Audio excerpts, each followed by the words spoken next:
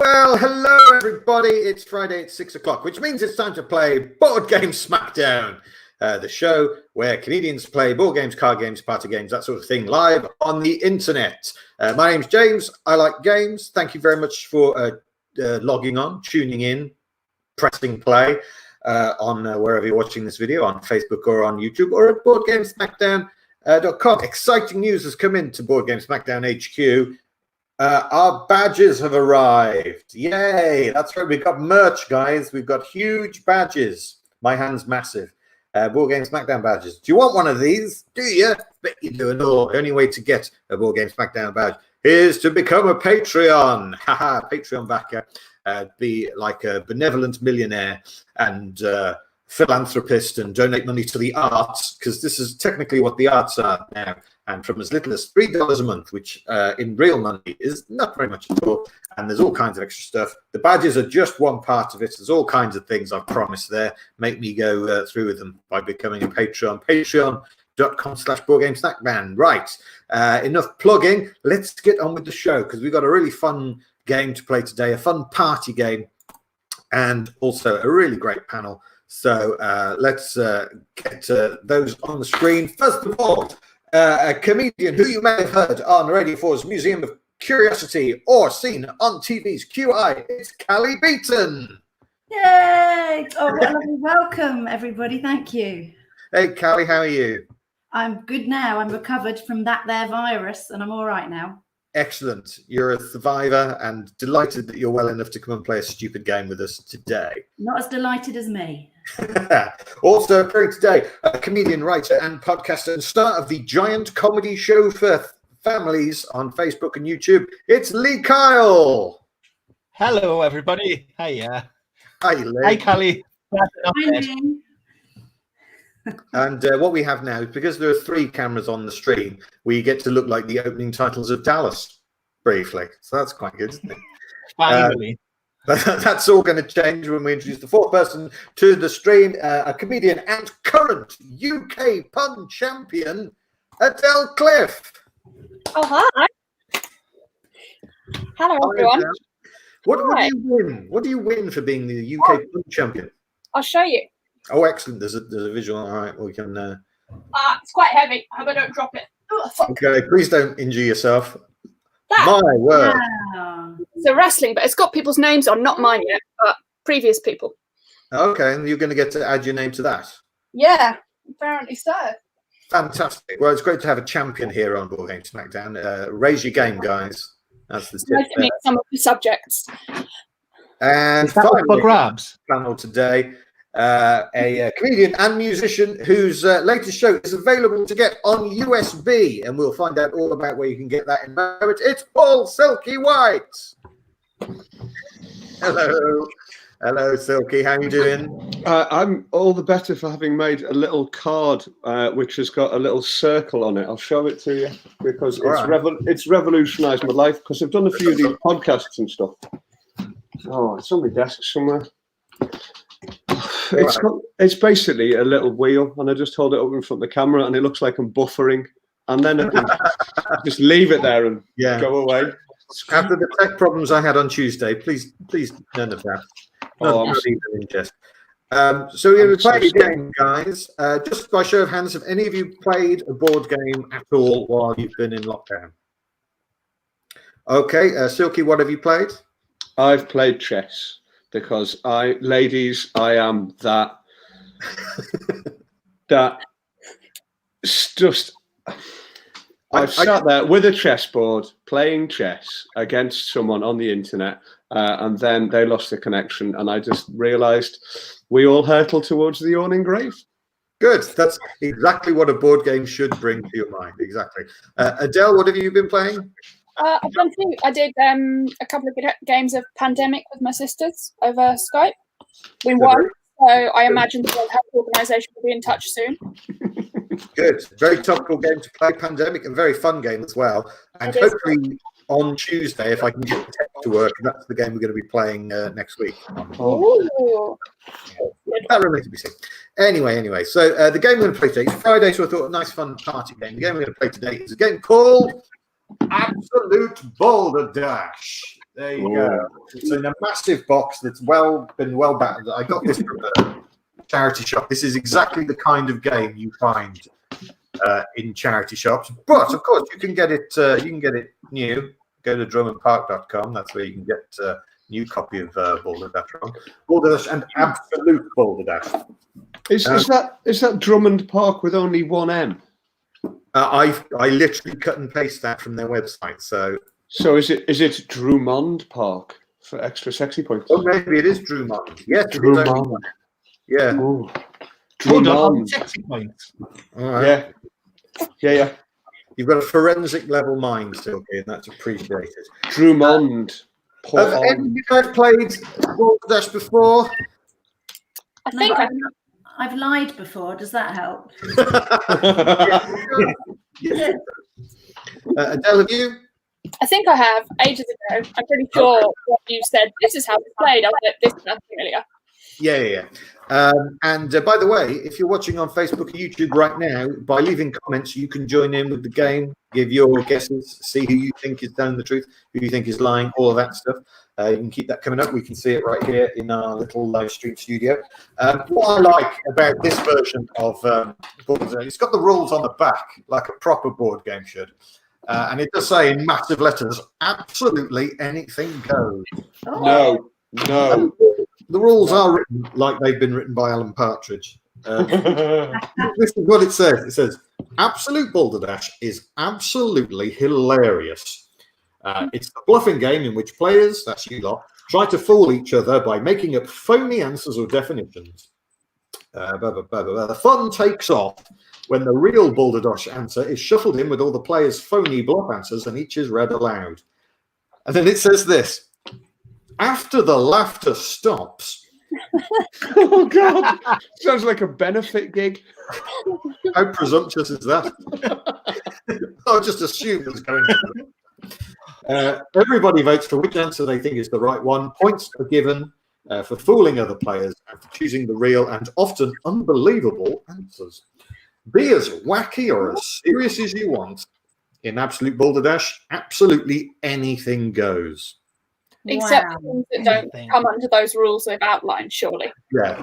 And also the rule about battle before we start. All right. Oh, we've already had some comments from a viewer there. Matt's been in touch. He says, the laughter will never stop. I'm glad that lockdown is treating you well, Matt. That's fine. Right. Okay. So now, what usually happens in a game of Balderdash is I say what the thing is that you guys have to come up with the definition of, and then you all write it down and you give them to me, and I shuffle it in with the right answers. Didn't think that would make much very interesting broadcasting, even for a Facebook live stream by a comedian. So I got you guys to do that in advance. Homework. I have your answers in front of me now. So what I'm going to do is go straight into question number one. And question number one is word definition question. And the word you were asked to define is scobalotch. Scobalotch or scubalotch? Scubalotch. I don't know. Right. So one of these is the real answer. 4 of them have been written by you guys. What you have to do individually is identify which the real answer is. For a point, right? But if you can, if your answer tricks other people into thinking that was the right one, then you're going to point for that as well. I don't know if that makes sense. Best way to learn is to play. So here are the definitions for the word scobalotch. Is it in lawn bowls when the final player throws the ball at full speed to scatter the balls? Is it to loaf about doing nothing in particular? Is it during siege warfare, rotten food and other waste thrown from battlements onto attackers? Is it a goalpost in Quidditch? Or is it butterscotch for dogs made mostly from mutton, some grains? One of those is the real answer. But which one? Is it in lawn bowls when the final player throws the ball at full speed to scatter all the balls? To loaf about doing nothing in particular? During siege warfare, rotten food and other waste thrown from battlements onto attackers? A goalpost in Quidditch? Or butterscotch for dogs made mostly from mutton, some grains?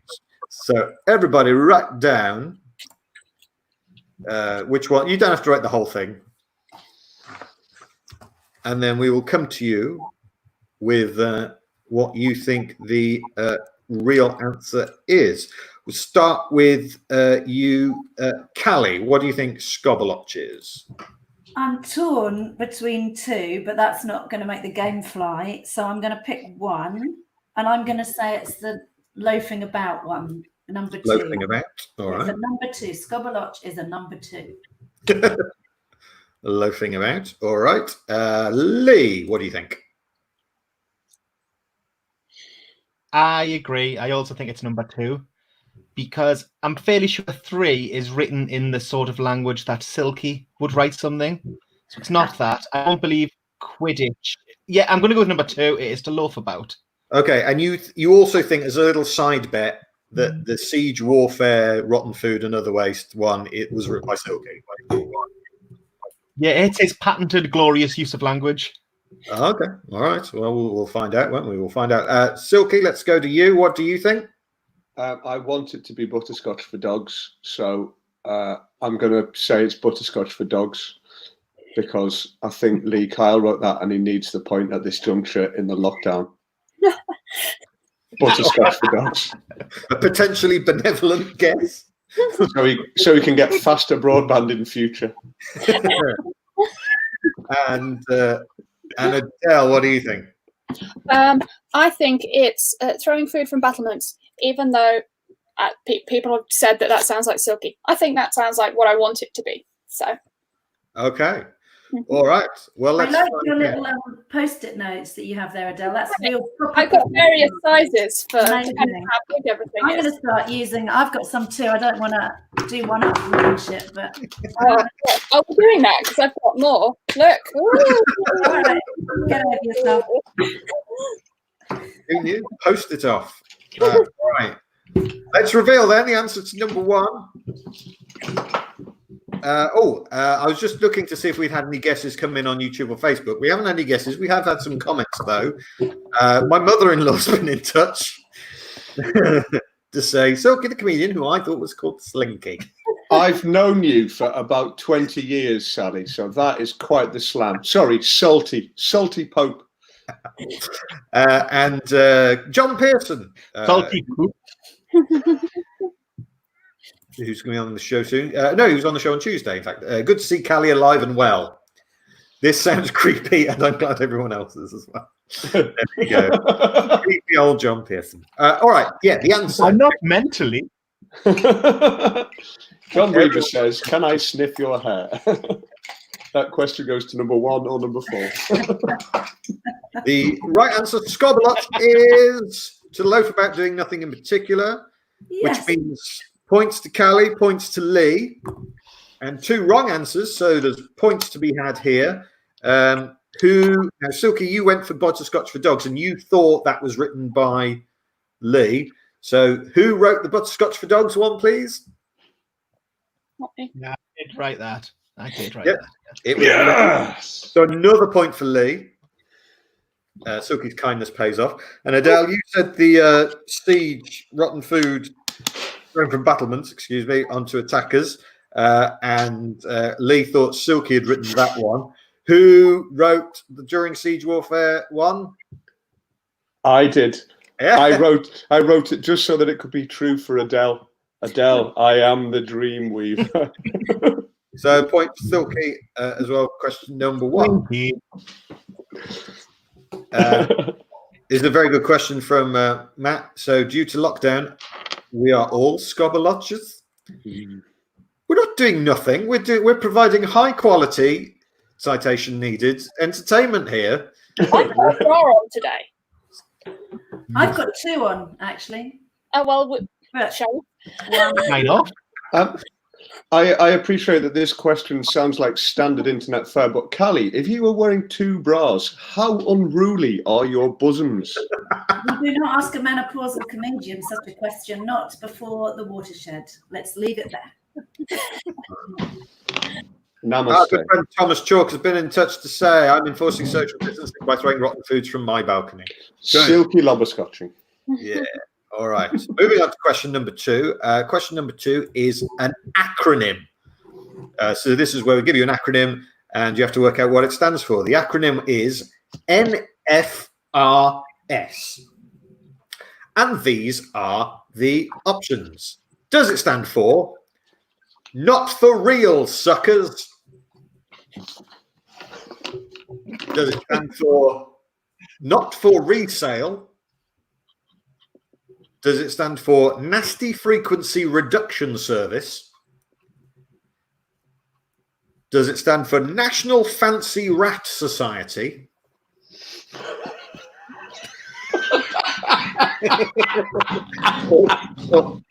or does it stand for Newcastle Federation to rejoin Sunderland? So it's not for real suckers, not for resale, nasty frequency reduction service, National Fancy Rat Society, and Newcastle Federation to rejoin Sunderland. Those are the options. Write down which one you think it is, and then we'll come to you to find out. We're going to do it in reverse order.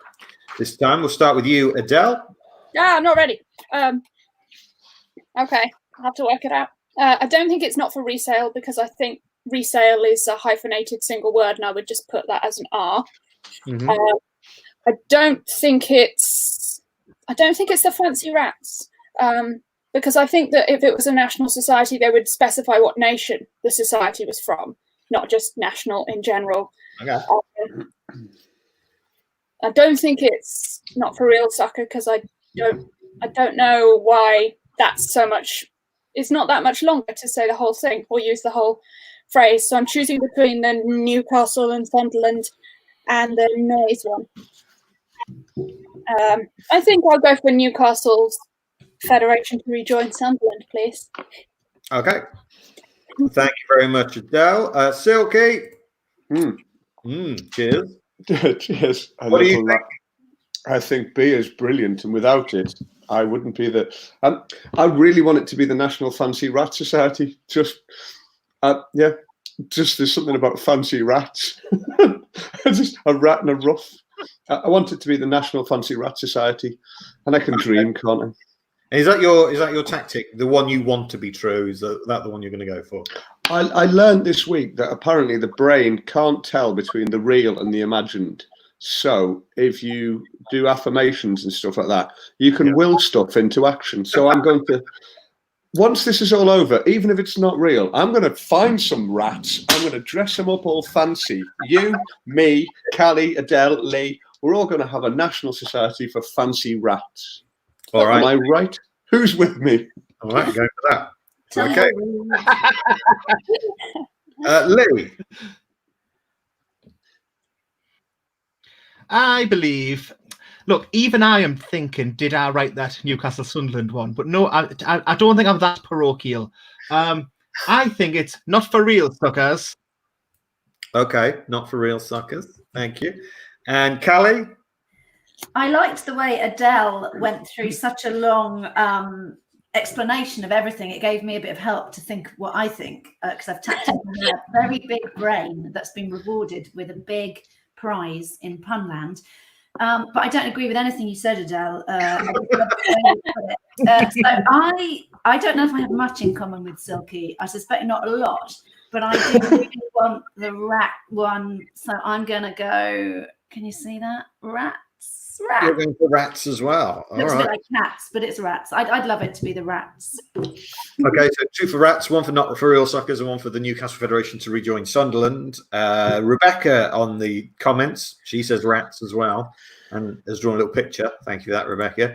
Rob Holden has been in touch to say Nasty Frequent Reduction Service was my band at college. Hello, Rob. And let's find out what the real answer was. The real answer, NFRS, stands for National Fancy Rat Society. Yeah. Oh, yeah. It's a real thing, which means points for Silky and I'm Callie. quite delighted at that. That saved me a lot of work post-lockdown. But two of you got wrong answers, so let's find out who wrote those wrong answers. Lee, you said not for real suckers. Who wrote that? I did. Who wrote not for real suckers? I mean, there's a good chance you've forgotten. It was Callie. Callie wrote it. Yes, that's a point for Callie. I had to think about I've only just realised there's a clue in the actual answer there. Outsmarted. And Adele, you wrote Newcastle Federation to rejoin Sunderland. Who wrote that? Silky again. Wow. I mean, I know we're only a couple of questions in, but Adele, do you want to play cards for money?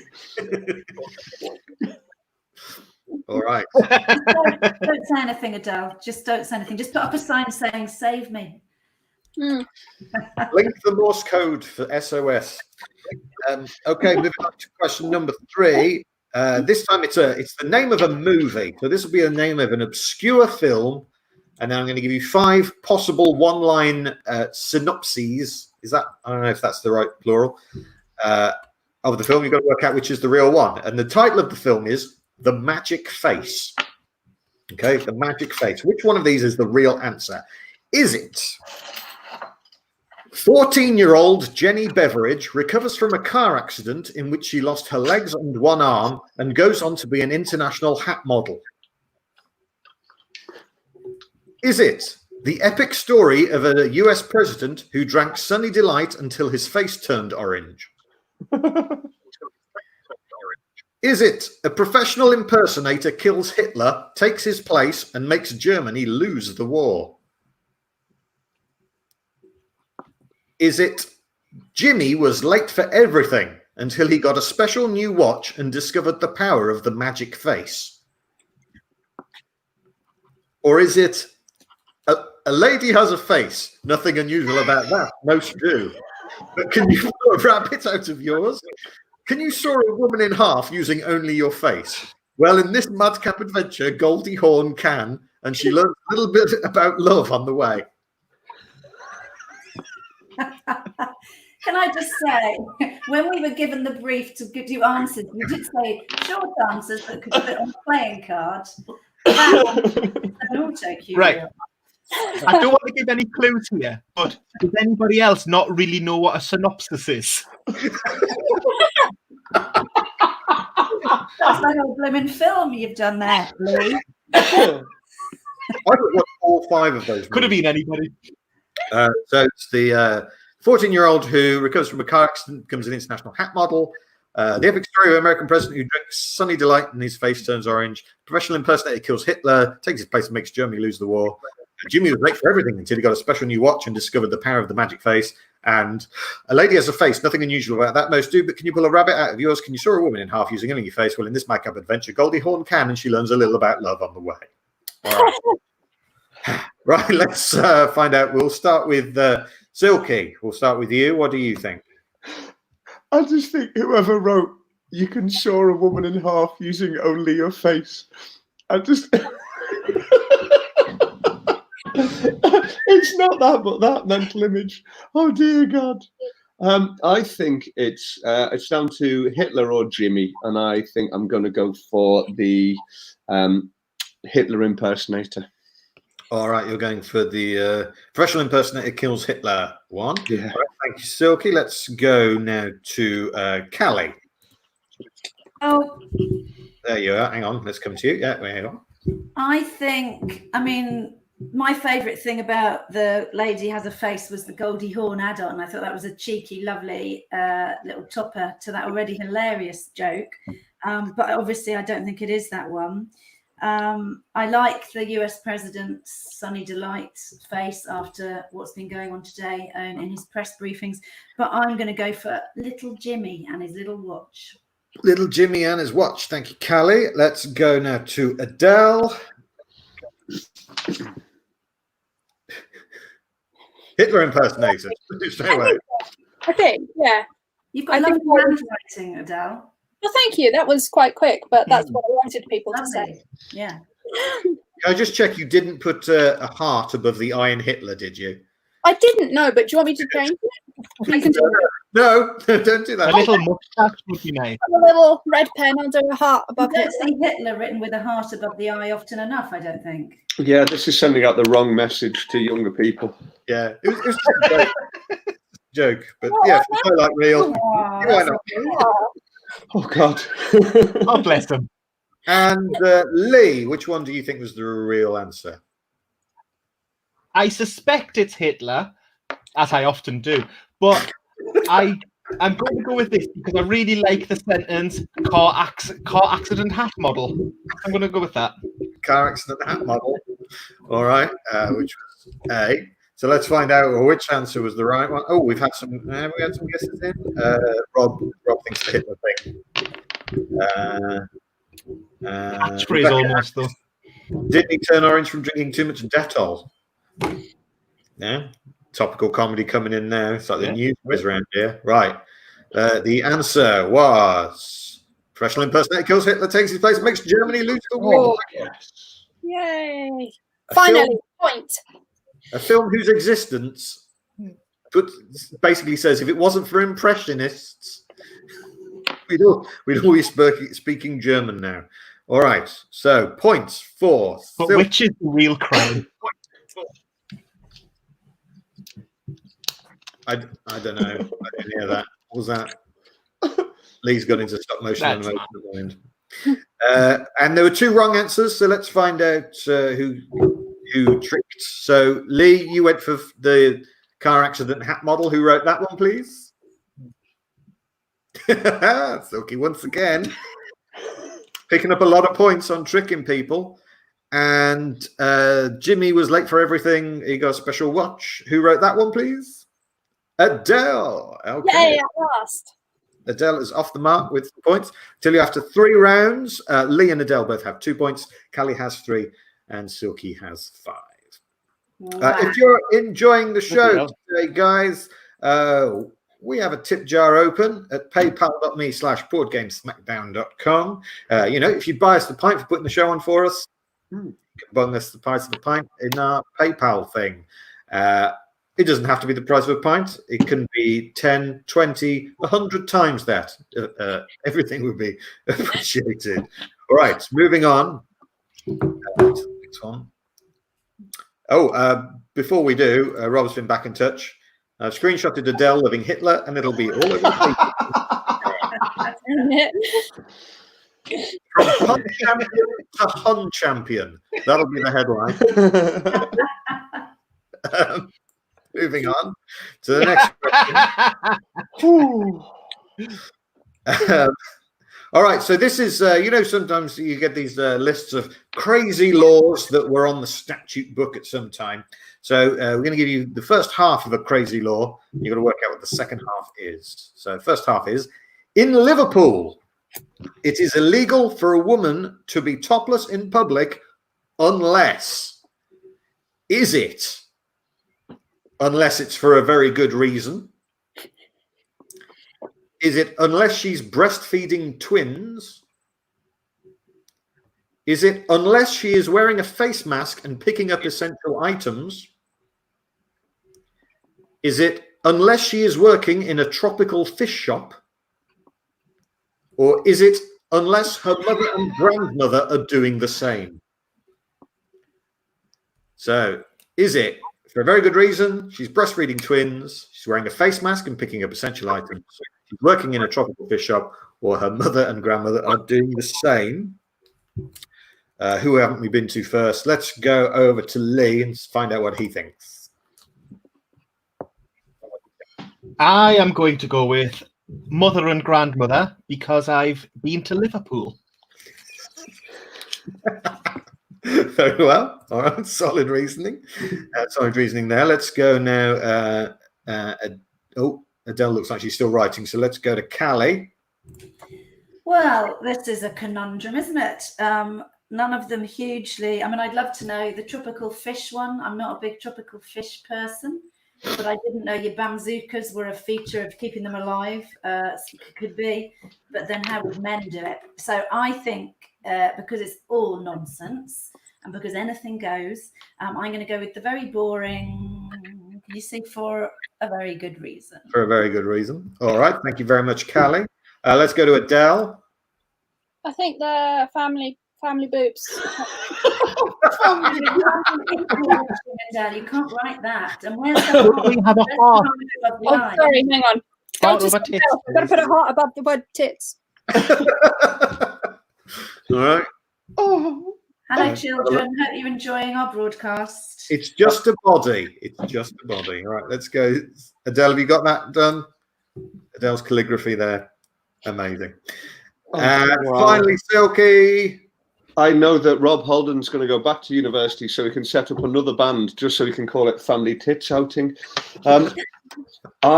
I am originally from Liverpool, and I know that in law, a very good reason is too vague. I also know that if you're in a tropical fish shop, you're not in public because those places are never full. I don't think it's a face mask and picking up essential items because I think that is younger than the board game. I don't think it's a mother and grandmother because that way you'd need the mother and grandmother to have their mothers and grandmothers with them, and it's tits all the way down. I think it's breastfeeding twins. Breastfeeding twins. I should have just said B. No, I liked it. This is how modern game shows work, isn't it? They can't just answer the questions. They have to explain why they're answering the question. Like Yeah. that, how they feel about it. But you shouldn't need to go for a wee in the middle of your own answer. I think Very that's good. more about your bladder control than the length of the answer. All right. So Yes. two have gone for unless her mother and grandmother are doing the same. One has gone for unless she's breastfeeding twins, and one has gone for it's for a very good reason. I can tell you that the answer is unless she is working in a tropical fish store. What? Wow. There you go. That's where all the action is apparently in Liverpool, guys. Is it UV light? Really not forgiving. Points. No one got it right, so no points for that. But you all got wrong answers, so there'll be points to be had here. First of all, Callie said it's for a very good reason. Who said that, please? That was Lee. So it's a point for Lee. Who said she's breastfeeding twins? That's what Silky said. Aha! Now the mind meld works in reverse. Point to Adele.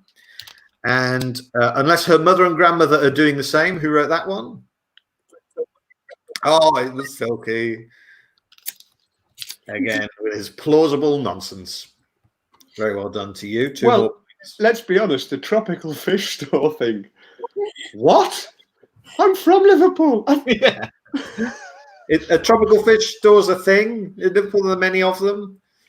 Not that I remember from childhood, but I was never into tropical fish. Turns out that if everyone's naked in there, you have to be 18 to go in. Well, yeah, I mean, maybe it's one of those shops called Angels that you assume is something different, and they're just referring to angelfish. Private store on account of the fish. Remember, guys, you can comment on Facebook and YouTube if you want to join in with the show or review the show, as I believe Rob Halden has now done. More tits than pointless. There you go. So thanks for that. Constructive criticism. That's going on the poster. All right, moving on to number 5. Okay, number 5, I'll give you the name of a person, and you have to work out why that person is in some way notable. All right, so the name of this person is Michael Lolito or Lolito. I don't know. Lolito, let's say. Is he notable because he is the lead developer on the popular board game Balderdash? He is one of the British people stuck at the Tribal Gathering Festival in Panama. Is he also known as Monsieur Mange 2, who has been eating metal and glass since 1959? Is he the baker who invented ciabatta bread in 1982?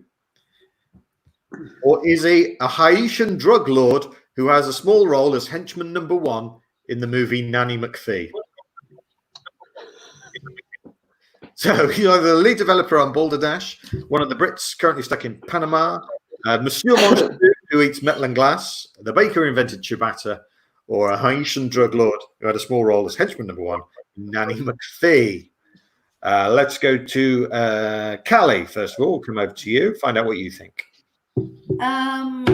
I think he's not going to be the lead developer on the game because I don't know much about games or developing, but how many developers would you need for this game? I think someone just knocked this out while they were having a poo or something. So I don't think there were Yeah, I can point out, even though we've only done 5 questions so far, there are more than that in the game. Yeah, There's but still, I'm sorry, but I give a job to a busy woman. I could have got this board game done before lunch when I had 2 babies. So forget about that. There's no lead developer. So I'm going to go. I don't think it's the ciabatta person because I think that will have been an Italian person. So I'm going to go with Monsieur Mange Tout. Monsieur Mange everything. Okay. All right. Thank you very much. Let's go to Lee.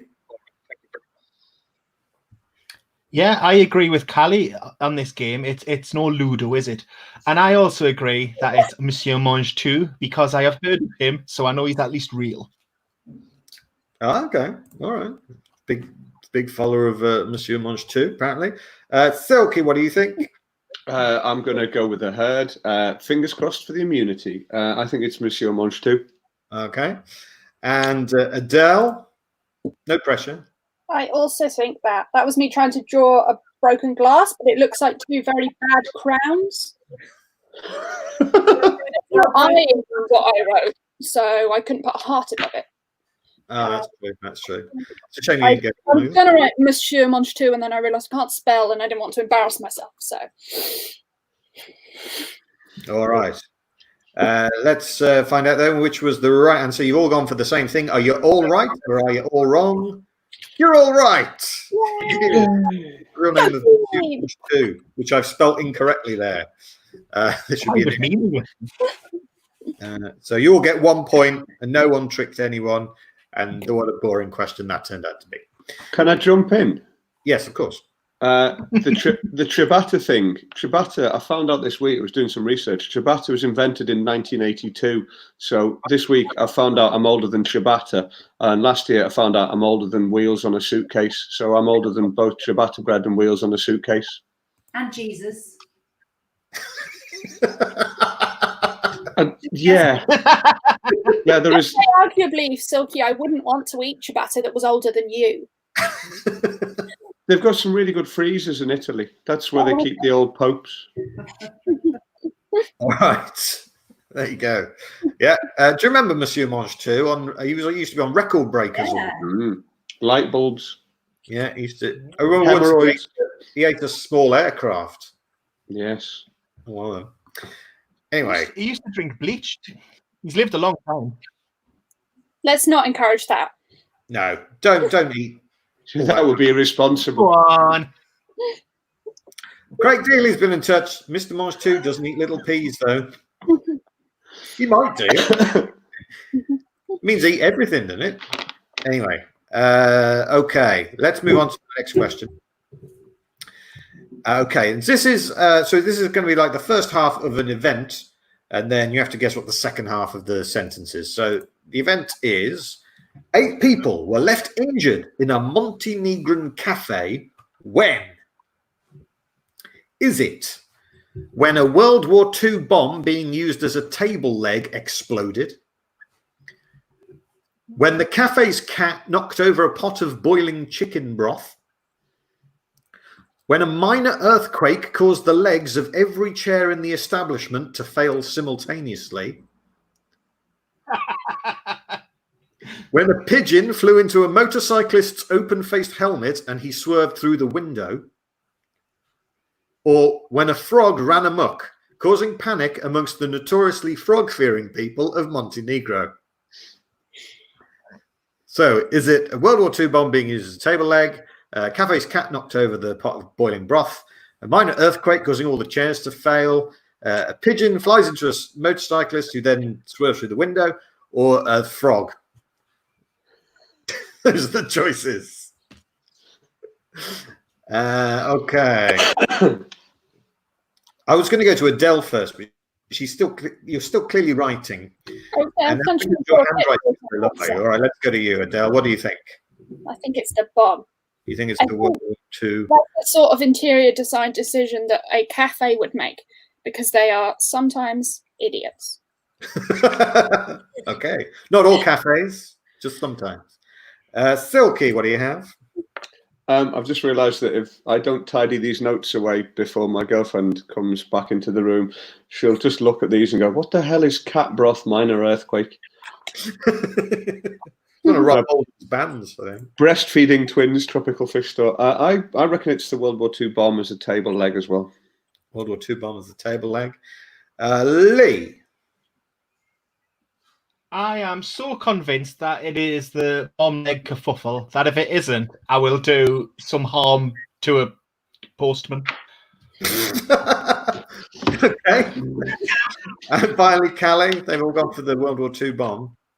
Well, the only thing about that, by the way, I'm going to go with it. Strategically, I can't go with anything else because either we're all wrong or not. So I don't want to get worse off than other people points wise. So I'm going to make a strategic go with the herd. But the only thing about it that worries me, and it worries me less than the other answers, which worry me considerably, but wouldn't a World War bomb, if it was a good bomb, and Hitler with a heart would know about this, but wouldn't it do more damage than just to table legs? Isn't it supposed to annihilate a bit more than... Anyway, I'll stop waffling and say I'm going to go with it, but with reluctance.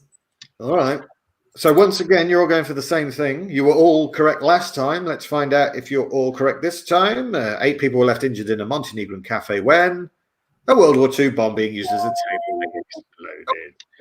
Well done, everyone. Do it. You're good at the guessing, not so good at the tricking.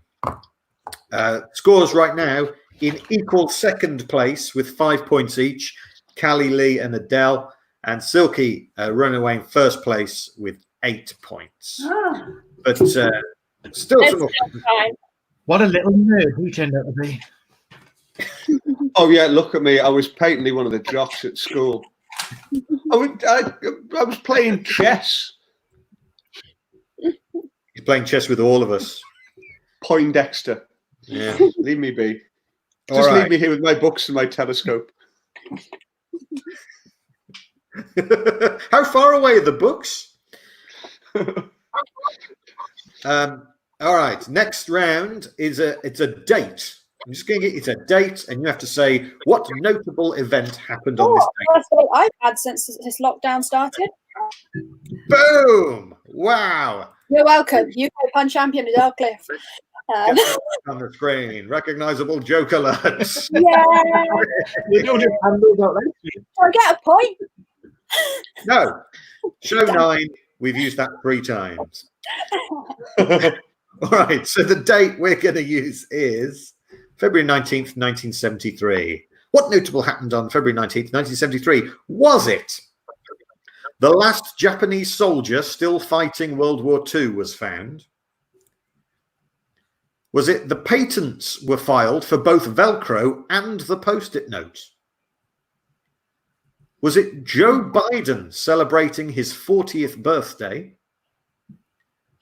Was it Evel Knievel jumped over 52 cars on his motorbike? Or was it Ocean John Jones attempted to parachute using the world's widest bell bottoms to slow his descent? He failed. So is it the last Japanese soldier fighting World War II? The patents for Velcro and Post-it note were filed the same day. Was it Joe Biden's 40th birthday, Evel Knievel jumping over cars, or Ocean John Jones using his bell bottoms and failing? Right. Let's go to Lee Kyle, first of all. Unquestionably car jump, because the only other option was the patent thing, and I'm not sure that Post-it notes really exist. No? Post-it note skeptic. All right, so you're going for Evel Knievel. All right. Let's go to Callie next. Well, I don't know how old other people are on the panel, but I might be the oldest, and I remember 1973, and even though I am a bit younger than Joe Biden, and I think because everyone was banging on about Evel Knievel all the time when I was a little girl, so I'm going to go Evel Knievel. Evel Knievel as well. All right, let's go to Adele. Oh, nearly finished colouring in my picture. Yeah. In conclusion, Welcome to the watercolour challenge. I said colouring is a strong word. I'm using one colour. I agree with everyone else. You're going for Evel Knievel. And he's on a bicycle there, isn't he? Not even a motorbike.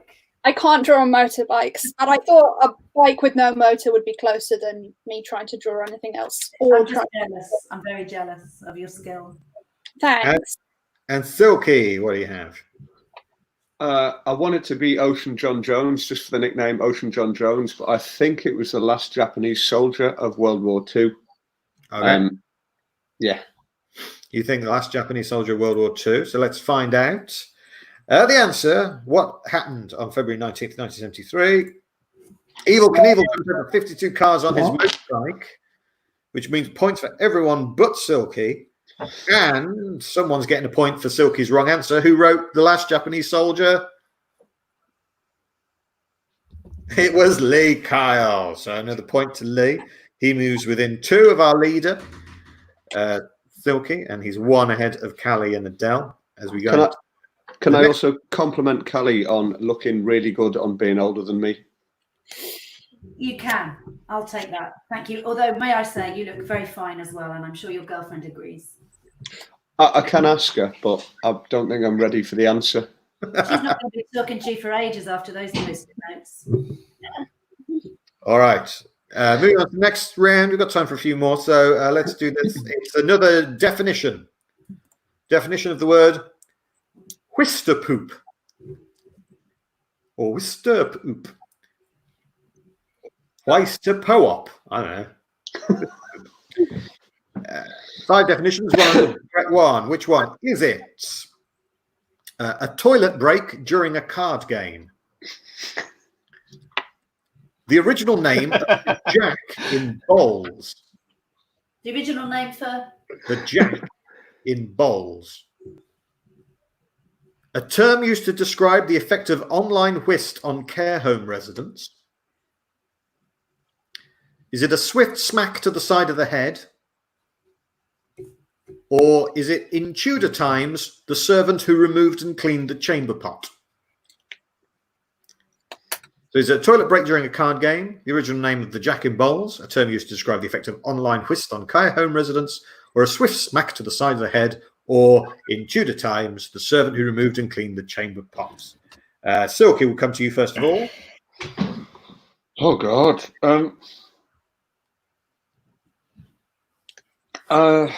It's between the swift smack to the side of the head and the Tudor lav cleaner. Oh, no. No. Or the break in the card game. I'm going to go for the Tudor toilet cleaner. Tudor toilet cleaner. Yeah, nincompoop, WHISTERPOOP. It's okay. All right, let's go to Adele. What do you have? Yeah, I had a similar dilemma. I haven't got a drawing for it, but I wrote smack on the head. Smack on the head. All right. Yeah, I think. Although I think it, well, I don't know why I think that. Maybe it's slightly onomatopoeic, but that's quite a weird smack if you're making that noise. Okay. Yeah. Let's go to Callie. Well, I'm all over the place with this one. I know what I think it isn't. And I'm torn between side of the head, like my fellow female panelist, or the Jack in bowls. Although I don't know if bowls I don't know anything about bowls or jacks. I can confirm, I don't think it's a spoiler to say that there is a Jack in the game of bowls. I feel like if that was the right answer, you wouldn't have said that, because then everyone would go, you helped her win. So I'm going to go with side of the head bash. I was just answering the question, really. All right. And Lee, what do you think? Similar, I will say side of the head, smack, and I will place what reputation I have left, very little, on the first one, WHISTERPOOP, meaning a card game toilet break. Work can only be the work of a Yukon champion. Oh, okay. So you think that was Adele's one? All right. Okay. So once again, 3 of you have gone for one answer, and Silky is going against the grain. Yeah.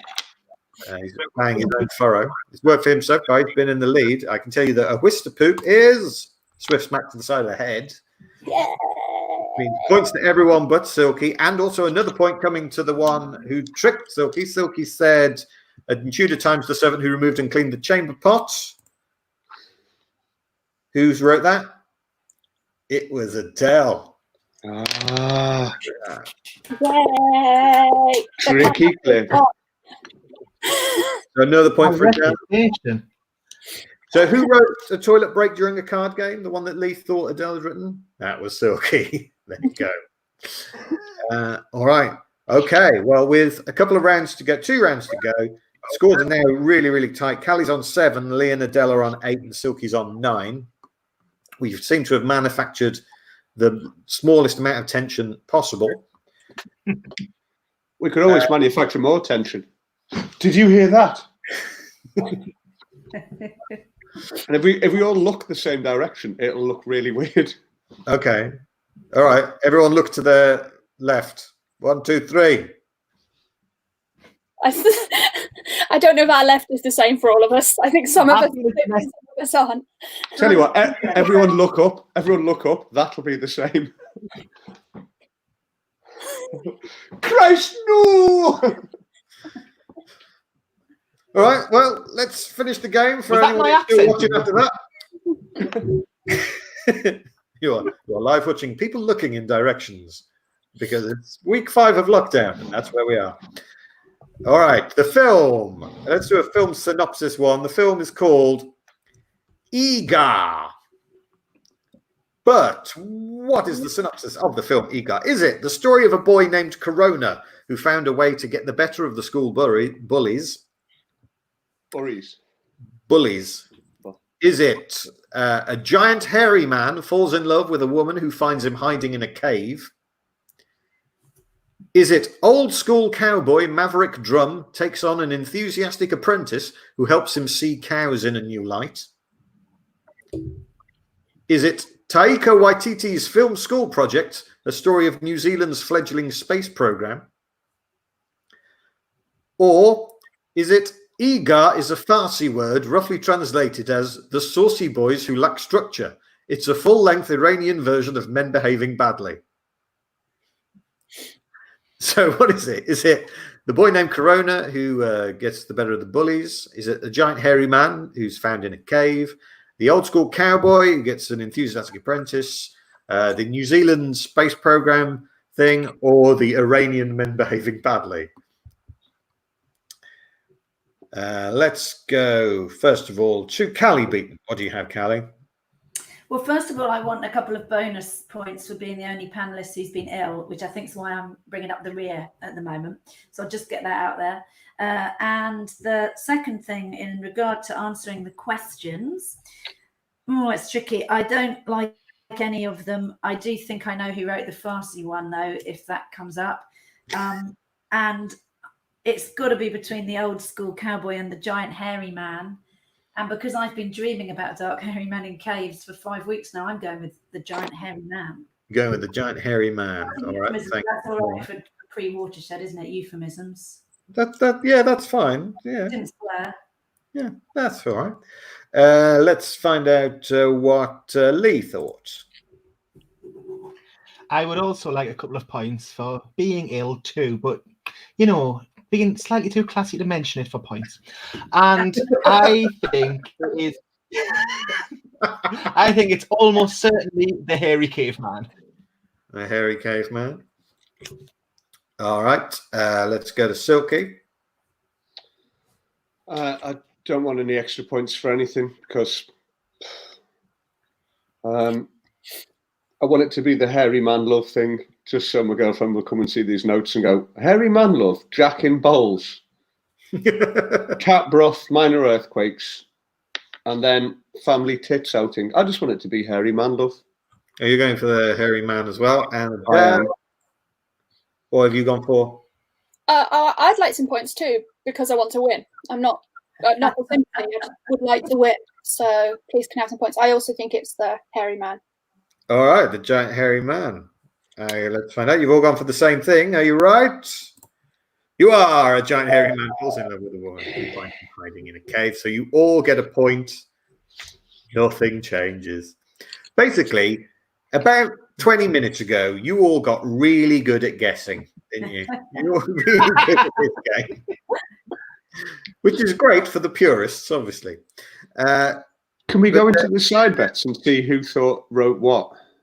We can do. Callie, you said you think you knew who wrote one of them? I think the last one, yeah, because it reminded me of the woman who could saw the man in head with a head or whatever that was. So I think it's got, I don't know Lee until now, but I thought that was classic Lee. Was it you, Lee? It is.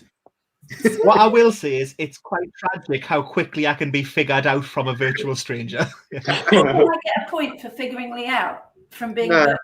Oh. In the separate game. I don't have enough in depth that's difficult. All right, let's go. We'll do the last one. See what happens with it. We're going to finish on an abbreviation. Can we just tell all of Lee's enemies that synopsis or synopses is his kryptonite? All is a tragic word for an amount of enemies, isn't it?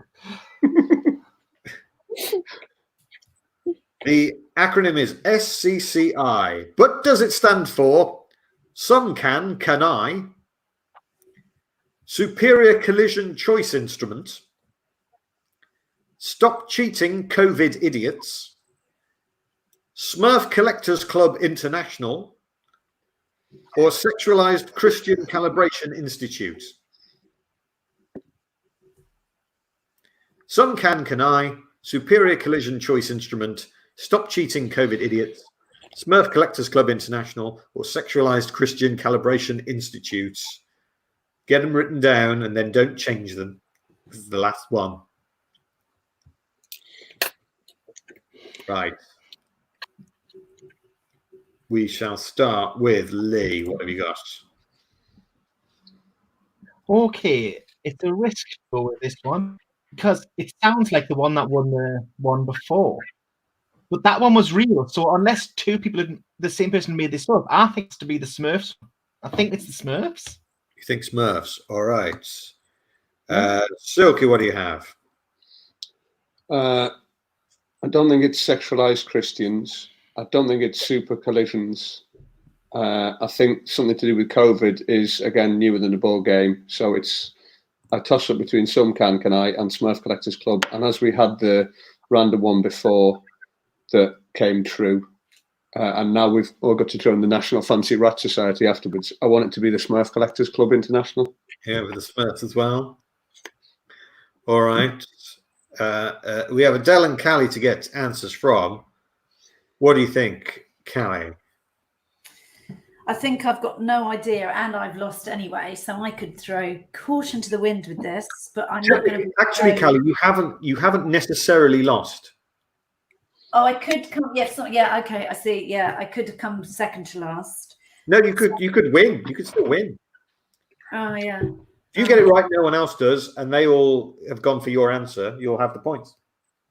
There's a lot of ifs there. That's a big hypothesis. Well, my Thank you devil may care guessing. I'm still not going to go sexualized Christians because there's only so far my risk taking is going to go. So I'm going to go. It's either Some Can I think, or the Smurfs. I liked the rats. I'll go with the Smurfs. All right, going for the Smurfs. And Adele, they've all gone for the Smurfs. If you go for Smurfs as well, then nothing happens to the scores. They stay the same. But if they're all wrong and you're right, because you go for another one, then you're going to win. That's true, but it's not entirely true. If I go for the Smurfs as well and everybody was wrong, including someone who for some reason picked their own wrong answer, then that person will get like 4 points and win. True. Oh, no, they wouldn't get a point for picking their own wrong answer. Oh, okay. Oh, I didn't even think about that. If that had been true, I could have just picked my own answer every time.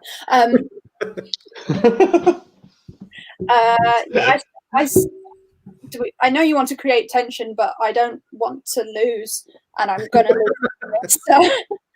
So I Smurfs. Sorry. All right. So everyone's gone for the Smurfs. Let's find out if you're right. Yeah, you're too clever. Too clever at this game. Points for everyone. We should become a team and do this internationally. It might I be. don't know how much demand there is for that.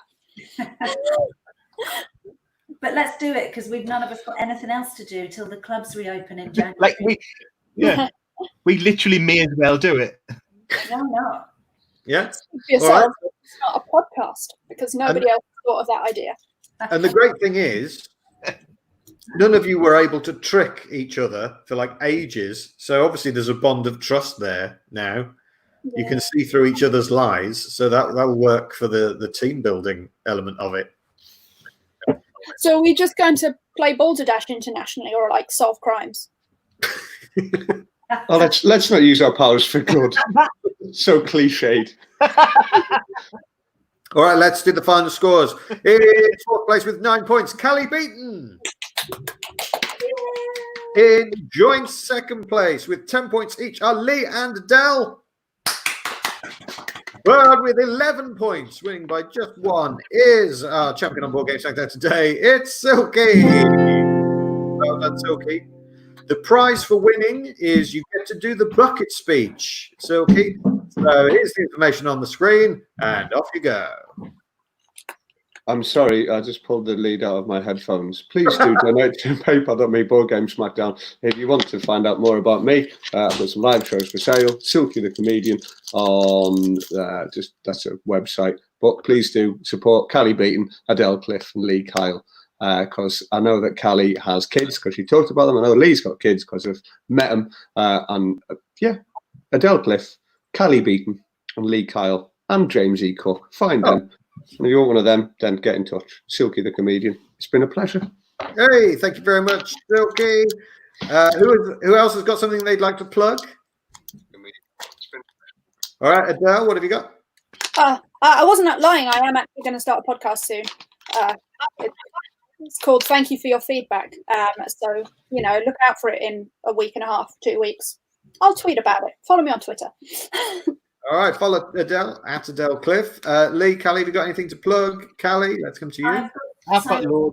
Next Thursday, whatever date that is, because all the days are the same, but next Thursday, 8:45, so 45 minutes after the NHS clap, I'm launching a new Insta live show with the QILs. So that's 8:45 live from my Insta account. I'm at Callie Beaton Comedian. Thank you, Callie. And Lee, what do you want to plug? It's not as impressive, but obviously I've got a podcast. It's called Which is the Best with Sammy Dobson. And I also have a patreon.com/Lee Kyle with loads of stuff. But what I'm mostly doing I've decided this for the rest of this lockdown and probably for the rest of the year, I've decided to do an hour stand-up show every month, which is if new stuff every month, which is a bad idea. And the first one's on the 19th of May on YouTube and Facebook. And I'm already regretting that. Not at all. Not at all. I've enjoyed your show. James. Oh, what have you got? Sorry, I was just going to say, me and 4 other former UK Pun Championships finalists and winners, and every Sunday night do something called the UK Mini Pun Off, and it's us, and we have like 6 different topics, and someone hosts, and we go around, and everyone does their puns, and then people who are listening pick a winner for that week. So that's Sundays at 7. Thank you very much. Well, thank you, panel. You've been a lovely panel. Thanks, everyone, for watching, whether it's live on Facebook or YouTube or in the future. However it is, you can always donate or become a Patreon person from as little as $3 a month. Patreon.com/Board Game Smackdown. That's our show. We are back on Tuesday. We're every Tuesday and Friday at 6. Hopefully playing Pandemic. If not, it'll be another fun game, whatever the technology allows. And another great panel. So thanks everyone for watching. Thanks for taking part. My name's James. I like games, and now hopefully you do too. Until next time, hurrah! Bye-bye.